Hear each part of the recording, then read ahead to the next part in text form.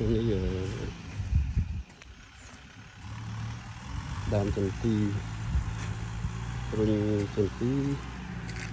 ដាំដូងចន្ទីនេះវាប្រហែលជា7-8ឆ្នាំណាបើដោយសារចន្ទីរាប់តូចចឹងហើយវាពលផលវាអត់បានច្រើនណាឥឡូវនេះយើងទៅការឈូសចេញពីការនេះគឺឈូសដើមចន្ទីដើមចំណាំចេញវិញទៅចន្ទីវាអត់ទៅឲ្យផល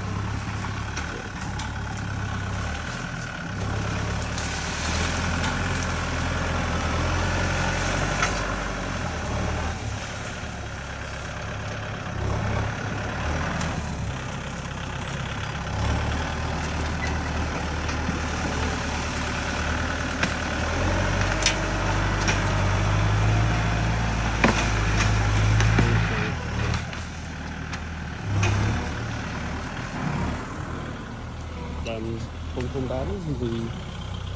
7-8ឆ្នាំ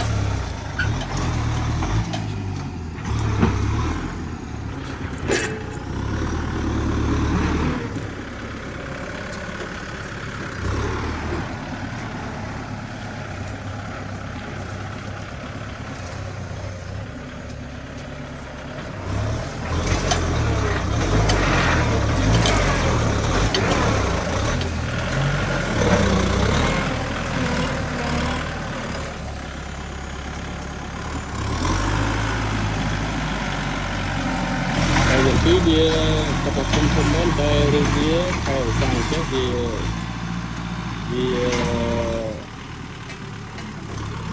ាថយដែរយកទៅថយដែរ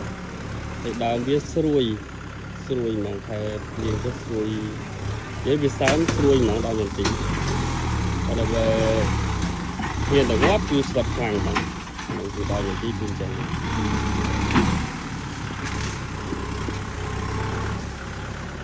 តែទុកយូរបន្តិចវាខ្មោចស៊ីវាអត់អាចប្រើកាយបានទេដល់នាទីបានតែអស់ឡាទេនេះ